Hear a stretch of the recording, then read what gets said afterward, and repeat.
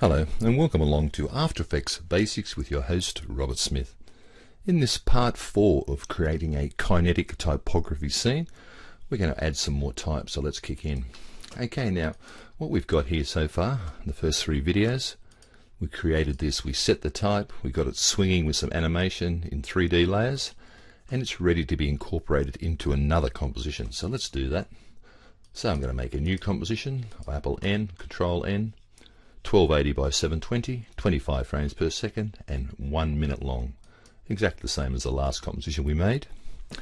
Okay, now what I want to do is I want some accuracy in here, so I need to actually put some rulers in. So I've appled R to get the rulers up like this, and I'm going to zoom in using the magnifying glass like that. I'm going to zoom right in like that so I can see it in 10 pixel divisions up the top. Now I've worked out these figures before, so the first one I want to put in is at 34, so there's 30, there's 34, like that. On the X, sorry, on the Y, now on the X, I want to put one at 34 as well, which is just there. Okay, then I'm going to go across here like this, and the next one I want to put at 396.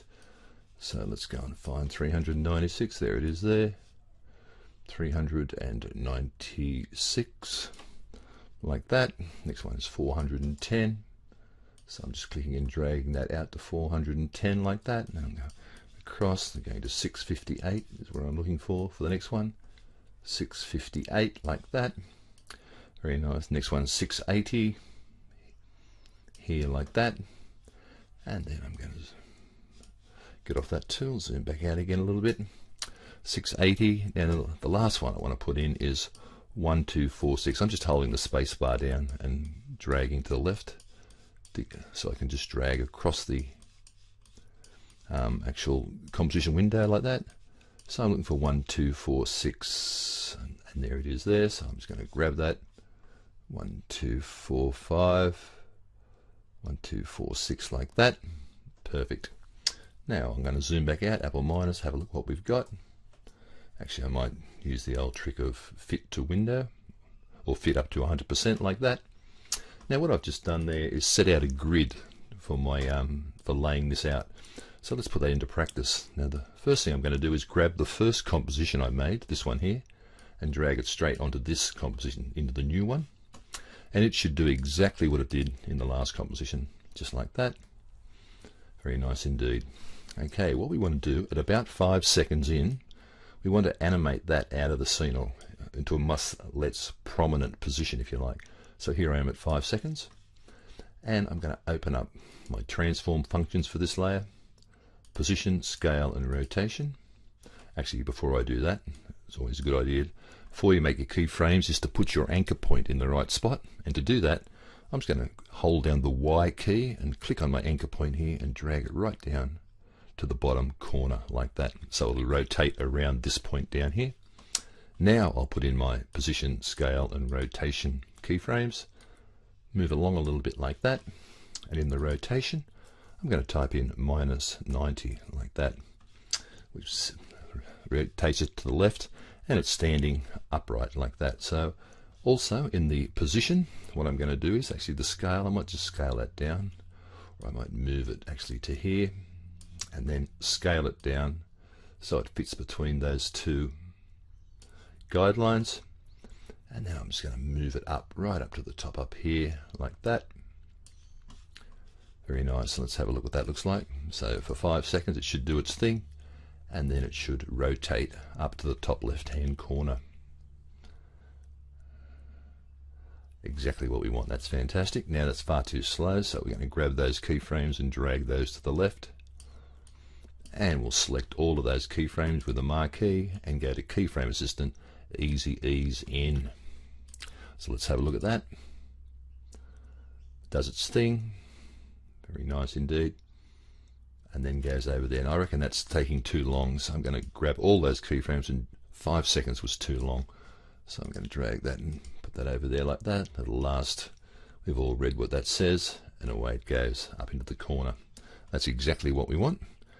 Okay, now we want to add some more typography, so I'm going to close down that layer, and I'm going to lock it because it's done its bit.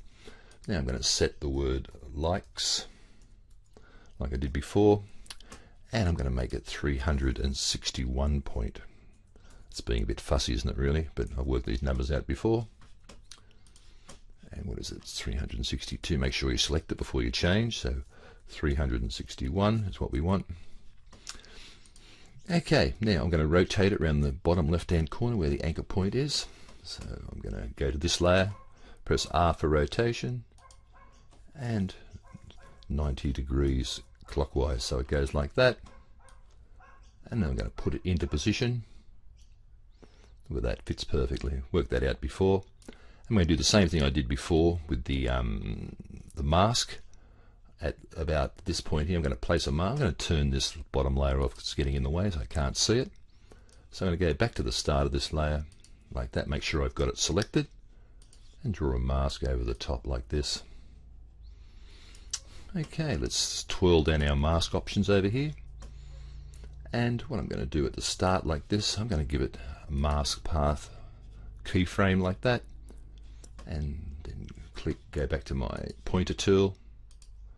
Click anywhere off it like that, and then click back on it and drag my mask right down there like that at the start.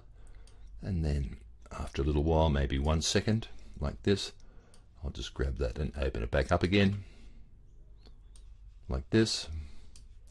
So the animation is that exactly the same as we did in the other video. But let's see where we're going to bring that into the scene by turning back on the other layer and moving that to the right just a little bit. Let's have a look at this. Nice. So on comes that. We look at it for about 4 seconds. And as that turns, maybe just a little bit more to the right like that. So as you can see, now we're building up a scene. We started with this, and then it's going to become less prominent. Then that light kicks in. That's a bit too slow again, so we'll just open up that and have a look at those keyframes. Just move them a little bit closer together like that, and it's ready to go, ready for part 5 where we add some more typography. Okay, see you in the next video.